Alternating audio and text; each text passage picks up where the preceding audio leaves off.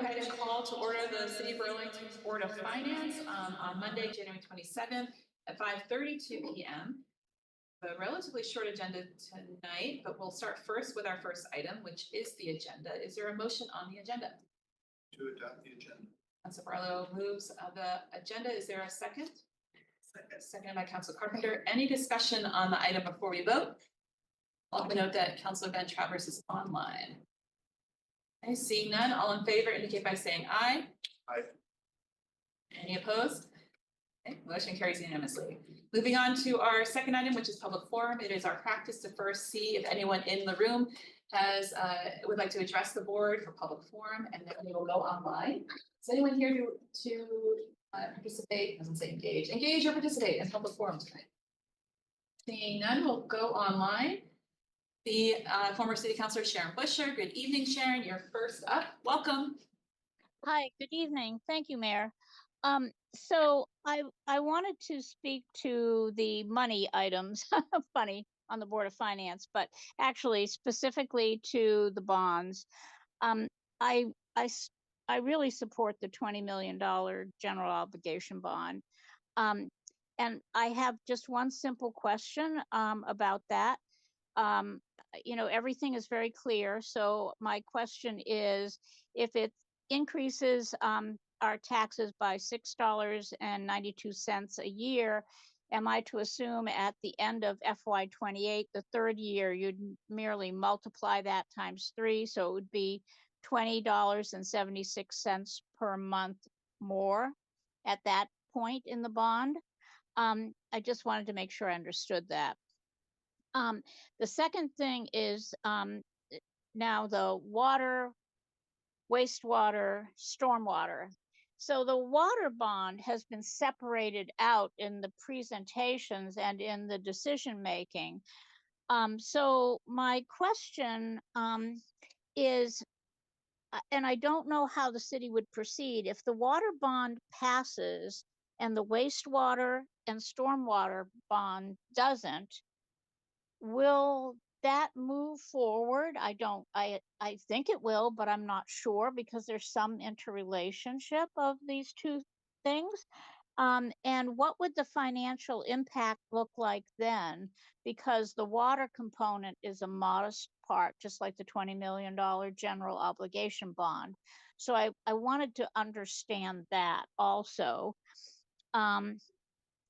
I did want to say that, and then we've got the stormwater and the wastewater bond. And, you know, I really do applaud DPW and Megan Moyer for really trying to get this below the $200 million down to 152. But then if you add the water, it's 172. I mean, you know, it's separation. But anyways, I still feel that I'm really worried about it. I guess I don't have any other way to phrase it.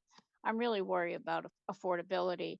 And the charts, I think, are useful, but they also don't tell the full story. They do in some capacity, but the annual impact is there, but the monthly impact, you know, increases.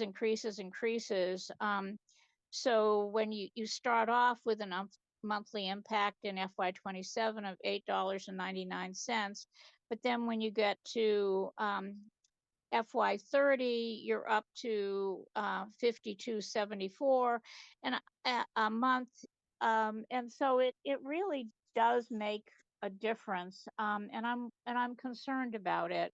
So I ask all of you, Catherine Shad and the mayor and everybody, I'm going to say something that so I know a little bit about what I'm talking about, but I'm not an expert at this. I'm well aware that when we bonded for something in the past in water, wastewater capacity, we did it, and this may not be smart, but we did it so that we paid down a certain amount and then we had a balloon payment at the end. And the goal was not to pay that all in one lump sum, but to refinance that. And so the reason I'm asking about looking at various options is that it's taken us 75 to 100 years to get to this point with our infrastructure being old and needing repair. And I'm really worried that we are now targeting this group of people in the next 5 to 8 years to pay for all of that neglect or wear and tear. And I don't want to call it neglect because I don't think anyone intentionally did that. I think there were reasons why we're here, like a lot of other communities. So I really would like to think that we could spread out that payment, spread out that burden over a longer period of time. And because I'm not a financial expert, but I care and I try to think and apply what I've learned from the past, I'm asking the questions, and there may be good reasons why they're not good viable options, but I feel obligated to put the question forward, even if it turns out to be not a route that is an acceptable route. So thank you. I hope you appreciate the spirit in which I ask these questions and offer these observations, because I care, and I want people to be able to afford to live here. So thank you very much. Thank you, former Councilor Busher. I appreciate you as always. Is there anyone else online that would like to address the Board of Finance for public forum, public comment? So just raise your hand if you're online. Seeing none, we will close public forum and move on to our third agenda item, which is the consent agenda. Is there a motion on our consent agenda? Move to adopt the consent agenda and take the actions. Councilor Barlow, is there a second? Seconded by Councilor Carpenter. Any discussion on the consent agenda before we vote? Seeing none, all in favor indicate by saying aye. Aye. Any opposed, nay? Motion carries unanimously. Thank you very much. On to our first deliberative item, item 4.1, which is a reclassification of one position, HVAC technician in the Department of Parks, Recreation, and Waterfront in our Central Facilities Division. I'm going to have Cindy come up and of course, Kimberly Peterson. HR is here to support. Excellent. Brianna's got her back. Always. Cindy, if you want to kick us off, just a little context and then open up for any discussion. Sure. As the memo indicated, our Central Facilities team, which is amazingly handled by Kim Blakely, it's basically got sort of three parts to it. There's the custodial team and Sege, who many people know is our working foreperson for that role. We were able to add a couple of years ago a Central Facilities Capital Coordinator. But the fact that we have so many projects, Kim is a miracle worker, but only so much of a miracle worker. So Tina has been taking on a lot of supporting with the projects. And then we also have the trades team. And without a working foreperson on that team, Kim is having to deal with all the day-to-day, what they do each day, work, where if you have a working foreperson, that person is paid at a higher level so that they can do the day-to-day, help see the day-to-day work of the team. Kim meets with them on a regular basis to figure out what their plans are, but they can take on more responsibility. So it really adds to the capacity of how much that team can accomplish. And they're doing some amazing work in our facilities. They're the ones that do City Hall, they do the library, they do fire stations, all those capital projects. And they'll be kicking one off at the police station early February for the front entrance. Doing the front entrance, that's one of the ones that they're coming right up at us. Kim, is there anything that you would add?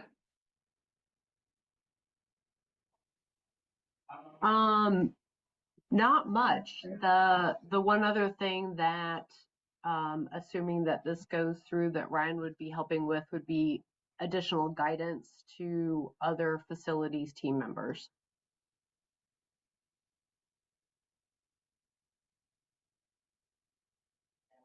Cindy, and thanks, Kim. Any questions from the board or comments?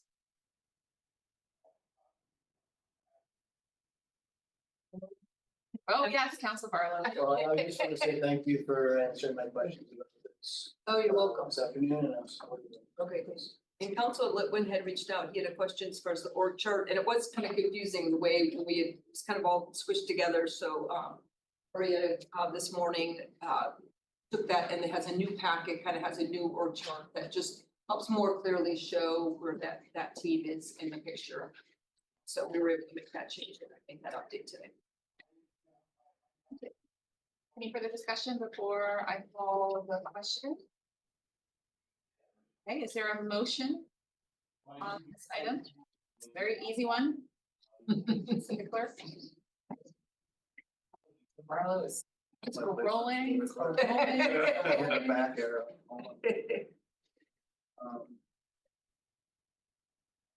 I'll do one. I move to approve and recommend that the city council authorize the reclassification of the HVAC technician, a regular full-time, non-exempt FSME grade 17 position. Through the central facilities working four-person heating, ventilation, and air conditioning technician, a regular full-time, non-exempt FSME grade 18 position in the Department of Parks, Recreation, and Waterfront. Thank you, Councilor Barlow. I was on the next slide. I was like, oh, this is really easy. Sorry, some technical stuff. Is there a second on the motion? Second by Councilor Carter. Thank you. Any further discussion before we vote? Being none, all in favor indicate by saying aye. Any opposed, nay? Motion carries unanimously. Great, thank you. Thank you. Thanks, Kim. everyone. Appreciate it. Moving right along to item 4.2, which is a resolution related to town meeting day, March 4th, 2025. Pledging the credit, it's officially pledging the credit of the city to issue a general obligation bond for our capital needs, also called the GO bond. And we have Ashley here from the clerk treasurer's office. Thanks for being here. I'll hand it over to you. I'm sharing. Has to turn on my sharing.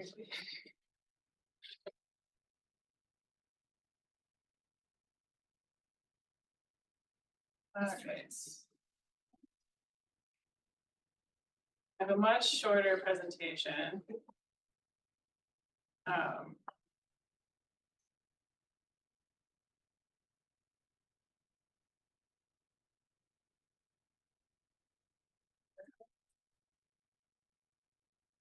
Well, I'm gonna try and go like hide everything.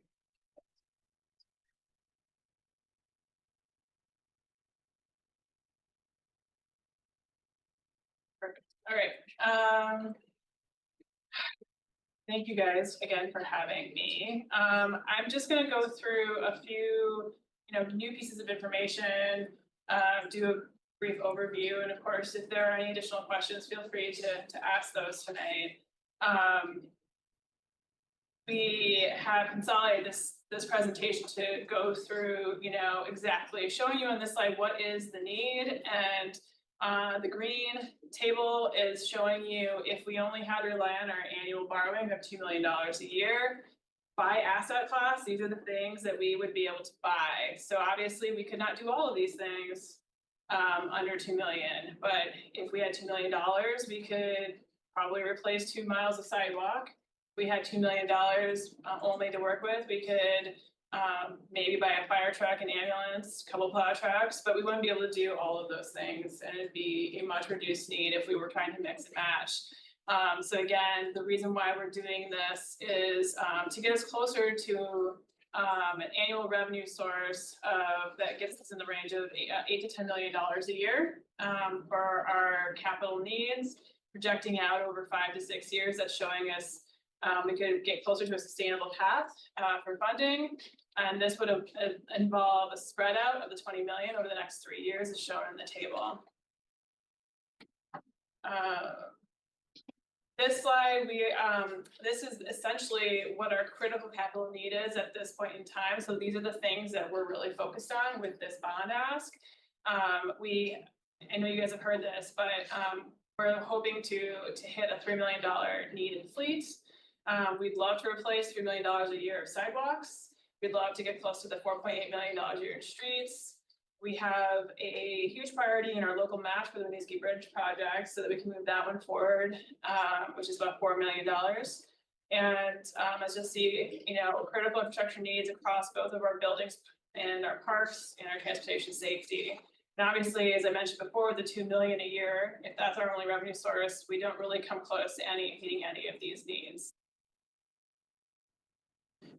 Folks had been asking just to see, generally speaking, what kind of allocations we're looking to make, and this chart tries to show you here's a range of what we could do in terms of allocating money from the 20 million general obligation if it does come to pass. So this is the bare necessity. Just as a reminder, none of these assets are guaranteed funding, and the capital plan has to remain flexible to manage emergent needs as they come up and other priorities as they arise. The tax impact, we're showing the same information really that we've been sharing for the last month or two. Obviously our debt policy, we are finding a bit of, we have some gap in there based on our reanalysis and the growth in the grand list and some payments on our principal and our interest for existing debt. So we feel comfortable with this ask. And over time, we are looking to spend out slowly this bond, as I said before. So we won't be drawing down 20 million into FY26. And we expect the maximum tax impact as a result to be about $12 a month on a $500,000 house. This is the maximum, and as we pay back all of our debt, this could even be less over a period of 20 years. And then my last slide, just a reminder, this bond does need 2/3 of the voters to pass this. And as stated before, we'll be borrowing this incrementally over the next 3 years. Continuing to work on coming up with a sustainable funding plan for the city's general fund capital program and simultaneously. And again, approving it does not approve certain projects. It doesn't guarantee funding for certain projects. We still have a whole bunch of processes that we have to follow. We have our capital committee, and then we have our new purchasing policy, but again, also imposes certain guidelines for folks who are moving things forward. So that was a really quick presentation for what has been a lot of information. We have a really fun elections button page now on the home. So if you were looking for all those really great links that we've been sharing, they're still there. And the home page of the city's website, there's a new elections button that you can click. It'll take you right to all of the information about voting and all these issues. So, yeah, that's it for me. I'll take. Thank you, Ashley. I just saw the new button. It's very exciting. Okay, easy to find. Any questions or discussion from the board? Councilor Carpenter? I'm just curious, the match for the Wilson Bridge, when would that be due, so to speak? So we've actually already been contributing towards a match to support the projects. So this estimation of $4 million is the cumulative over the next 3 years. So you're spending it now, basically? Yes. Okay. Other questions or comments? Councilor Travers? Yes, sorry I'm not there in person yet. Thank you for your presentation, Ashley, you in particular, for the work you've done on putting this together. Also want to thank Catherine and Brad and other folks in their office for responding to a number of questions that I and Councilor Barlow had asked, particularly with respect to the debt to value ratio. And just for the sake of the public, I have answers in my email now, but I think it would be helpful for folks to hear a bit more about some of the issues that you were talking about. And I'll just sort of ask a few questions here, and then we'll be quiet if you could answer them in a moment here. The first is, you mentioned, Ashley, grand list growth being an important aspect of our being able to sort of stay within or get back to the expected debt to value ratio in our debt policy. And I'm just wondering if you could expand upon how specifically we're anticipating that grand list growth is going to come about. My understanding from our email correspondence is that we're expecting another citywide reappraisal in the coming years. And I think it would be helpful for folks to sort of hear that. My second question is, I also understand another big part of our being able to stay in compliance with our debt policy is more aggressive paying down of the high school bond by the school district. We had some estimates around how aggressively that would be paid off back in 2022 when we entered into the bond. our estimates now are significantly, I would say, more aggressive than that. And I'm hoping you may be able to speak to on what we are basing sort of the updated estimates around paying down the high school bond. And then my third question, before being quiet and turning to you all to answer these, is I'm hoping you can speak to what conversations specifically we've had with either Moody's and or our bond advisors that gives us confidence that the new estimates and in taking on the additional $20 million here will keep us in compliance with our debt policy and not impact our debt rating. And if you could sort of speak specifically to who at Moody's and or our bond advisors you've spoken to and what their responses were, that would be great. So those are my 3 questions, and appreciate again you're answering them via email, but I think it would be helpful for folks to hear it here. Let's phone a friend and ask Brad to come on and join us. Yeah, those are all really great questions. And the first one was related to what is the difference? Essentially, we're comparing a debt capacity projection given the city's debt management policy. The policy stayed the same since the city did the qualified construction bonding in 2022, and it's in the same form as it was then. So we're really comparing what has changed in our calculations between then and now. And the first question is related to the grand list, which is of course the driver of the total debt capacity for the overlapping debt between general obligation and the qualified school construction loans. And the changes, as I understand it, are really some of the assumptions used in the 2022 grand list growth as it looked out over time were just lower than what we've experienced since that time. So that's just the simple reality. What we thought was going to happen was much lower than what actually happened. I think in the initial was a linear growth estimate of 1.5% per year. We've experienced much higher growth than that in the last few years. The second portion of why the grand list changed, especially if you look out beyond fiscal year 27, is we have 2 development projects that will be coming online and incorporating into our total grand list value. The first is City Place. The second is it the Cambrian Rise? Yeah, those are the 2. Okay. Yeah, the City Place and Cambrian Rise. So those add to the overall grand list just through development.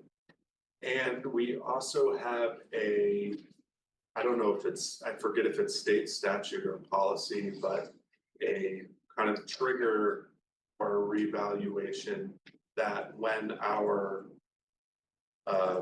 current appraised value is, I think, 85% or some percentage amount less than our estimates of current market value, we begin a reappraisal. And I apologize, I don't have those details in front of me, but we're anticipating that would occur around that same time period. I believe we're at some percentage close to whatever the threshold is now. I can follow up with you on the details. So that is probably the biggest piece of the pie and what's changed since 2022 to now is we have a much larger overall grand list value to the tune of almost like $1.5 billion for all of those reasons. The second question you asked was about the debt repayment schedule and where we have the information. I don't know when we began tracking all of our public debt in a tool called Debt Book. I believe it was at the advisement of Moody's and it's just kind of a best practice.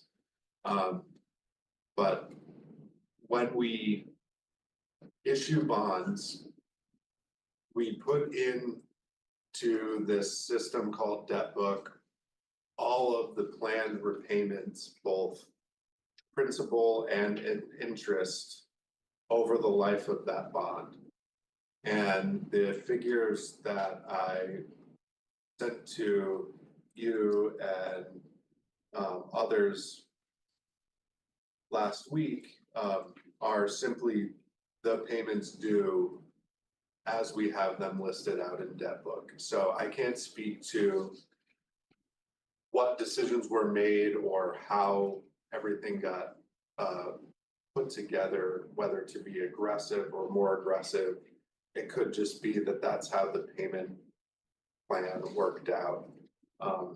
And then additionally, we have kind of going back to former Councilor Sharon Busher's question about deferred principal payments or balloon payments. There was a qualified school construction loan in 2010 that has a deferred principal payment, which is almost $10 million that will be off the books in 27. But we can prove out all of our repayment schedules through this tool Debt Book, and that's kind of the information that we've been calculating with. And the third item had to do with, I'm forgetting now. Would you mind reminding me what the third item is? Oh, there he is. In person. Andre. Yeah.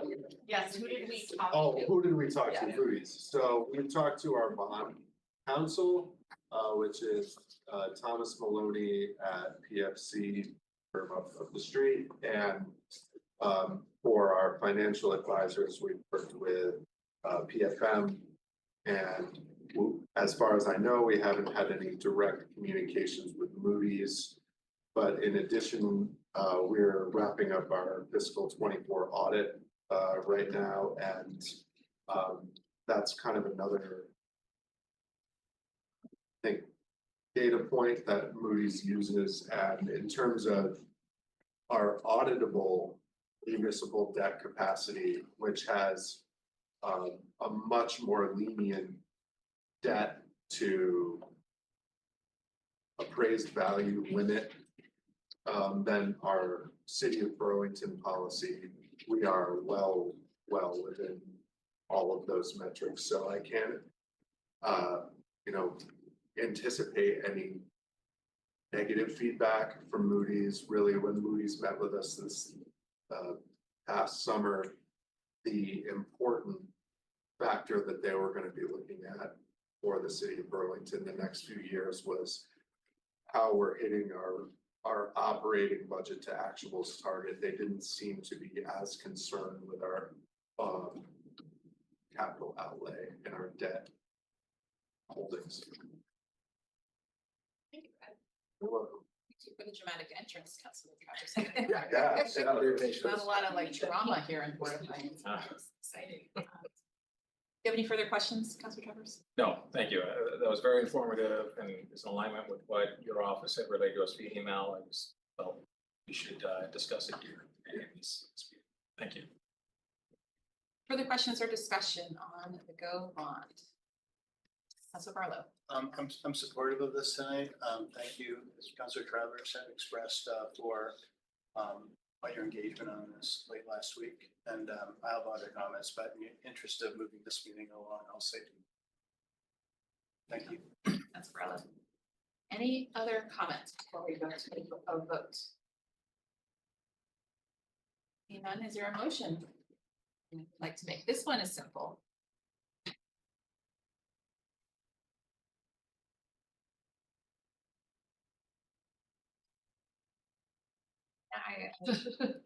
Promise. Item 4.3. Oh, just 4.2. kidding, 4.2, just kidding.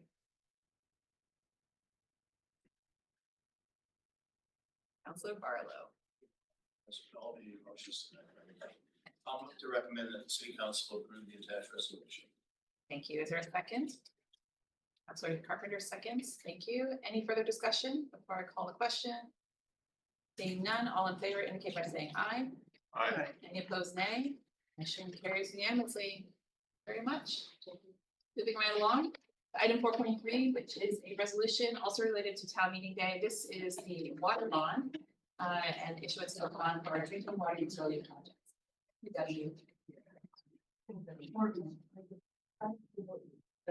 Accept my promotion. Well, it's not up now. Now it is. Excellent. Okay. Thank We you. can do hard We- things we- together. we have We will succeeded. coordinate. First item. Great.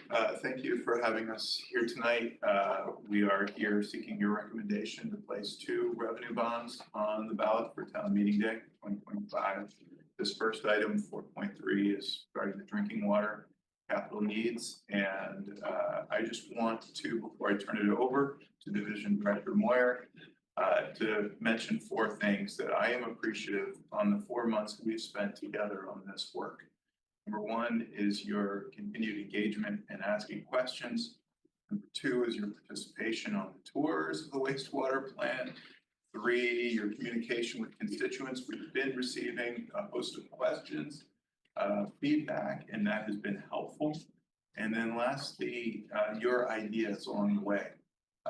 The phasing idea that we have put into place to try to limit the impact on this first bond ask. 2, the affordability strategies that we have put into place previously, but the second phase that we will work with you on to further mitigate costs and impacts. 3, just recently, the councilors' input around future check-ins and ongoing engagement with you all, getting additional third-party review on our approach to make this the best approach, make these generational investments.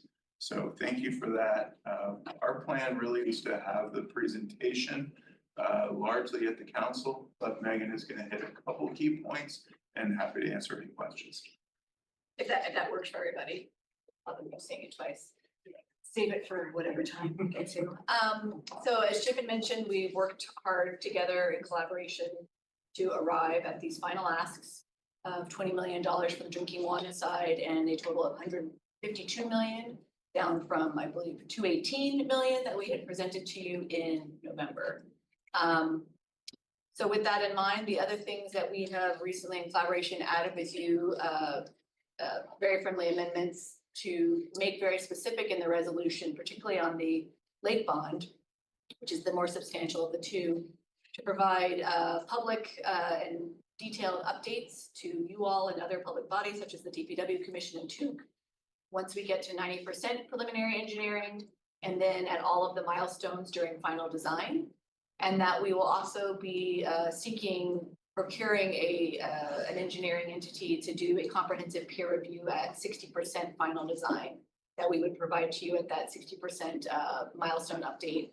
This is going to be well in advance of bidding the project to make sure that we're all in agreement about the things that are in the plan, making sure we have the tightest costs so that when we go out to bid, we're not going out with a number too high that then, encourages contractors to potentially come in with a higher bid.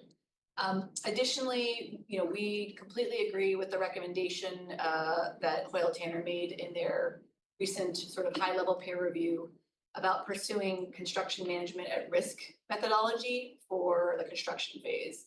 And this is where you hire a construction manager who then does the bidding process. It still meets all of our procurement needs, but they are required to bring the project in at a guaranteed maximum price. So it's not as there's a little bit more control on it than just putting it out as we usually would. The challenge with that is that the Vermont State Revolving Fund program, which we look to use to get the low interest money, hasn't done that type of project delivery method.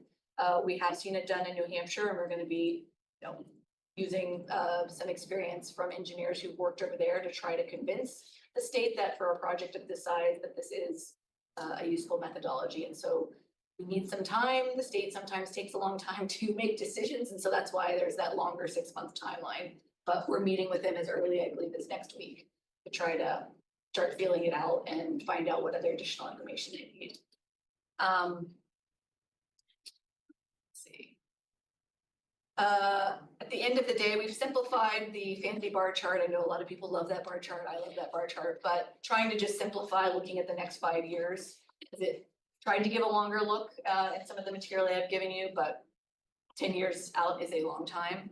And trying to really convey to people that when we say that these, that based on current forecasts, that the water resources bills could see an increase up to 89%. And that it's not one giant 89% increase, it is a series of rate increases, annual rate increases, which we've tried to depict here in a different way. Lots can change, as we have discussed. There's lots of opportunities that we're going to be pursuing with grant funding. By putting this bond on the ballot, we can already gain additional points in the priority list ranking for SRF funding, which is important that we try to get in before everybody else. And should the community decide to support the project, that gives us additional support, which we can hopefully take to the bank and show people that we have the community support and that the state needs to partner with us. And with that, I will take any questions that you may have on these current resolutions. Do you have questions on both items? Sure. Great, and hold on, I can't see to keep track of the numbers tonight. So, okay, so if that's okay with the board, take questions on the water bond or the lake bond. Councilor Carpenter? Former Councilor brought up, what happens if the water bond passes and the lake bond does not? Yeah, she emailed me that question an hour or two ago, and I was able to give her a response, but she probably hasn't read it. It's a great question. Number of things that I can hit upon. We don't currently have a good contingency plan. What I anticipate could happen is that things will break and we will have to repair them. Otherwise, we would face potentially extended permit violations. If they break, we will then be sinking further costs into equipment, which just clearly needs to be replaced. So from a financial perspective, it's not the best way to do things. From a growth perspective, while we're not there right now, as I've expressed, we are approaching sort of 80% permit threshold. And having being over that threshold and then having a plant which could be prone to or permit violations does put the city in a challenging place with regard to being able to approve these new connections that we've all decided that is part of our success plan. Environmentally, we have to put in tertiary treatment by 2030. That seems a long way off, but there's still a lot of design work to be done, and tertiary, based on the phasing and the site plan, has to go in last. So we can't just skip all of the other parts and put tertiary in, because we literally need to move something to a different location and so on and so forth. There's other smaller items, in the wastewater stormwater bonds, such as combined sewer abatements. We have a 1272 order, which is requiring us to implement those types of projects. On the collection system side, we don't have money to replace pipes when the city, digs up any particular street for paving or streetscape work. That is a risk we face, that we put in a nice new paved surface, and then the next year, 2 years from then, we have a giant sinkhole which ruins that surface. So fiscally, spending the money or planning to spend the money in the way that we have worked out with you all over time, leveraging SRF funding, is the most fiscally responsible thing from my perspective. Hopefully answers yours and Sharon's question.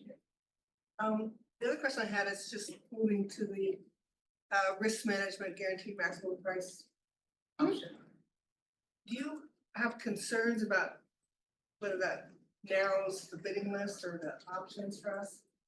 Look, I think one of the things that's going to be really interesting, because a project of this magnitude is going to be having us probably attract a much different pool of contractors than we would for other typical projects.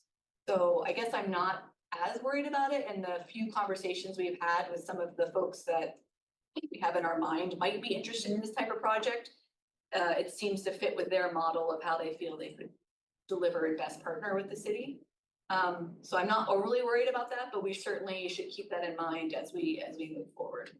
But it's such a huge project that I think we're gonna be looking at New England contractors and not just Vermont contractors. Yes, and I would say part of the reason we've given ourselves a long lead time here to explore this is really we want to run this to ground. An exciting concept, but given our project, given the time where we are, is it the appropriate strategy? So we will come back with a full report to you with either a recommendation to pursue it. If we don't pursue CMAR, we would be then employing some third party to do value engineering on the project. But either way, we hope to get to the same outcome of a tight scope, tight cost estimate. Great. Thank you. Any further questions or comments on either the lake or water bond? Councilor Kane? Just a quick question in terms of the actual language that will go on the ballot. These are big numbers that probably aren't going to mean much to the public, and I'm wondering if we ever would put the numbers also in terms of like dollars per person, per household, per, you know, something that like a voter who hasn't been paying any attention at all, like make a little bit of sense of at the ballot. Don't know that we're allowed to. The questions were developed with bond counsel, so I think the format is the format. However, we are working on plain language versions with the city attorney's office, and then we are going to be sending out a mailer to all addresses, that very simple mailer that points people to the website so that they can understand more about what these would mean for them as far as ratepayer impacts. I don't know if there's more that we can do. Happy to entertain suggestions that are allowed. I see that as really being part of our educational challenge and responsibility, frankly. Given that we do have a more complicated rate structure as we've rolled out the affordability programs, given people's status and use differences, we can't really reliably give an indication in a ballot question about what a user is going to see on their specific. I did want to also just add that we have a coordinated town meeting day internal team that's been working diligently on pretty heavy outreach to all MPAs, sometimes going back for a second or third pass. And then a dedicated page for elections related information. We're trying to make sure it's also plain language and not technical. DPW also has its own dedicated page as well for specific bonds. So we're really trying to plain language for a whole host of reasons. So that is also the wraparound we've been doing on these particular bonds. Councilor Barlow? Just a more general question about additional information, like the kind that Councilor King was referring to. Since we're mailing all the ballots, can we, with the ballots themselves, have additional information, you know, with the ballots on any of the ballot questions? I don't know if we've done that in the past or not. It seems like we may have done long form language for a couple of charter changes one time, right? But I'm just wondering if that might also be an opportunity to explore for not only water bond, but some of the other. It's a really interesting comment, and it reminds me what the Secretary of State did in this last election cycle for the general election. There was some sort of informational, or at least there was but there's something mailed with the ballot that either brought you to an election, a ballot explanation, something or other, a resource. Add that to our deliberations, and as long as it's educational, I'm sure the city attorney. So I can add quickly that they're not up yet, but Eric and I have been working on the independent neutral analysis of the different charter change, including all the bond stuff, language that will go up on the city website, but maybe as easy as something that comes with the ballot that says, go here to read explanations of these. Sorry to interrupt. I think that we are planning on that. And in this meeting, I just forwarded to Sarah the work from Jessica and Eric, so thank you. And asked her, assuming that this passes tonight, please post this to the website tomorrow. And I've also asked her to get those translated so that we have them in all of our other commonly spoken languages. So hopefully in about a week, we'll have it in all the languages, not just English. That way, especially if we mail something that we know that we're Yes. sending to people Yes. to an accessible series of resources with language access. Yeah. As part of this. Great, thank you, Council Barlow. Anything else? Councilor Travers.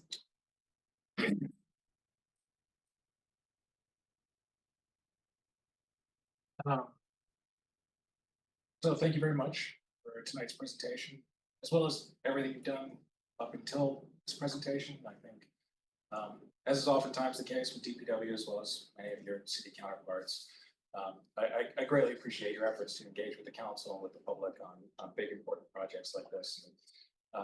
It doesn't go without notice how early on you came to start the discussion with us on this one. So thank you very much for that. You know, I will tell you that in speaking to my constituents and folks in the public generally, I think that, you know, we've made the case that there's a critical need for improvements to these systems. The concern with these bonds and other fiscal items the city is considering is affordability, particularly among the city's residential population, the south end and other areas of the city. You know, there are still folks reeling from the citywide reappraisal where during the pandemic, you know, more of our tax burden was placed on residential properties as compared to commercial properties. And folks are feeling that. And so when they're considering this, that I believe is top of mind. It's not disagreement over the critical need for this infrastructure. I appreciate that we now have, and they're available to the public, the peer review assessment that you were referring to for the preliminary engineering reports that you did. I will admit that I don't speak most of the language in those reports, but, you know, sort of very high level from my perspective, you know, what third-party peer review was saying is that, you know, while we have accurately identified the need, that we are still relatively early on in the planning and design process here. And because we haven't gotten to a more granular stage of this review, that we don't have the kind of costs in mind yet where a third party review is able to really weigh in with specificity as to whether or not those are on point with industry standards.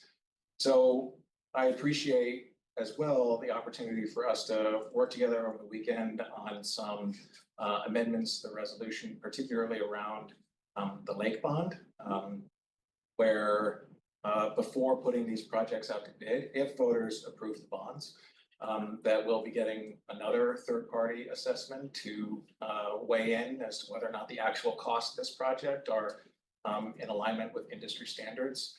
There's also recommendations from the third-party assessment with respect to some other cost control measures we can put into place. For example, they talk about using a construction manager at risk model, something I wasn't familiar with until now, but it sounds promising where we bring in someone to really try to drive us to hitting maximum caps in terms of what the cost of these projects are. I know there's other recommendations around doing some value engineering as we move forward here. And so appreciate that, you know, we'll be able to pass a resolution that builds in what I would say some guardrails here in terms of trying to keep some costs under control and making sure that we really have some specifics in mind before we put these projects up to bid. So we'll look forward to this discussion continuing from there. So with those changes, I will be supporting this bond here at the Board of Finance and at Council later tonight when I can't talk. So I'll talk now. I think just the other thing I'll say, and I've said this before, and this isn't really directed to you all as much as it's generally to the administration and folks on the council. It's clear that we are prioritizing our infrastructure needs here with the water bond and with the lake bond, as well as with the general obligation bond. And you know, I appreciate that we've as looking towards the FY26 budget and some other costs that, you know, I know that there's an ongoing effort in the mayor's office and otherwise to try to keep any increased costs limited for the purposes of taxpayers. I do think that if these bonds pass though, we are really going to have to redouble our commitments to figuring out other ways to achieve affordability for Burlington taxpayers. As I've mentioned before, and I'll say it again here, I do think we're going to need to make some very difficult decisions with respect to our FY26 budget and find more significant savings that go beyond the level funding that was referenced at our last Board of Finance meeting. I do think we're going to need to go significantly deeper than that if the city is going to prioritize these infrastructure needs. So again, as voters go to the ballot, we want to reiterate that if this passes, I believe that there's a number of us in the council and otherwise who will be committed to finding those kinds of savings. Thank you. Understood. Any further discussion? Okay. Would anyone like to, we're going to take these as two different actions because they're two different bonds and items. So would anyone like to make a motion on item 4.3? This is the water bond. Councilor Carpenter? I would move to approve and recommend that the city council waive the reading. Adopt the attack, what?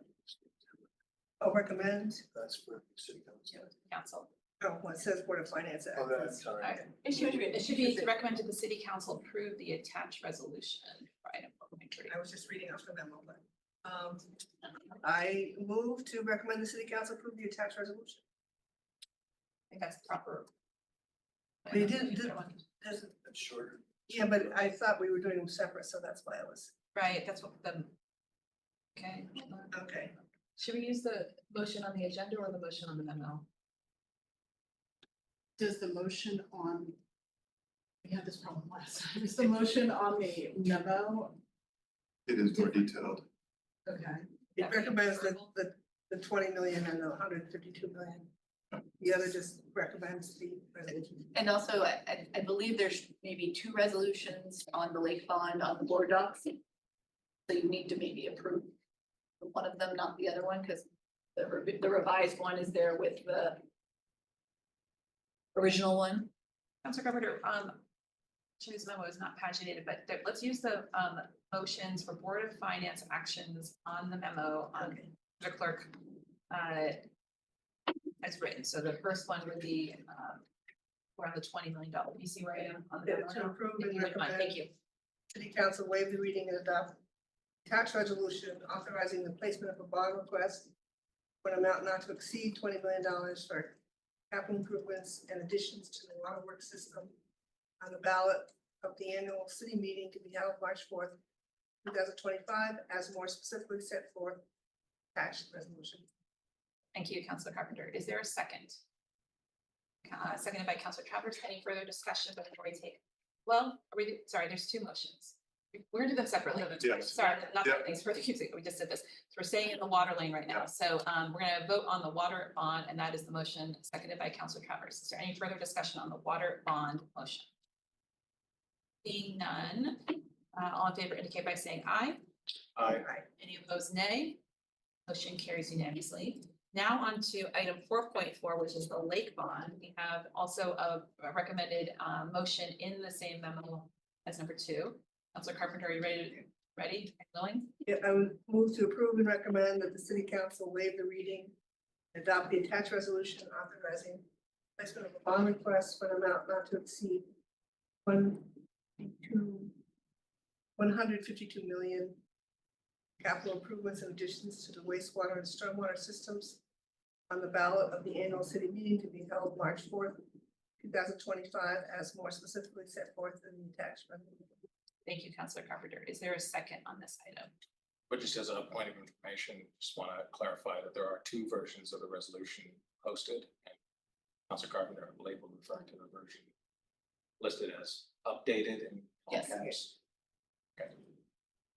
I In second that terms motion. specifically for the lake bond, the updated Yes. resolution that is posted. Thank you for that clarification. I would Is that second also a that. second? I would second that motion.